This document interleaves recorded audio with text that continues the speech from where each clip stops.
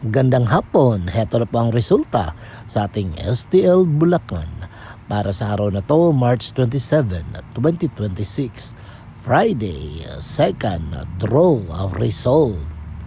Ihanda nyo ng mga STL tickets nyo at heto na ang resulta ngayong hapon. At ang resulta sa ating STL Bulacan second draw result ay ang kombinasyong ito. Laging tandaan mga ka-STL, dapat sundin natin ang batas trapiko para maiwasan natin ang disgrasya at ligtas tayong makakauwi sa ating bahay. Okay? Don't forget to subscribe, Purple Green TV. Paki-like at share po. Thank you.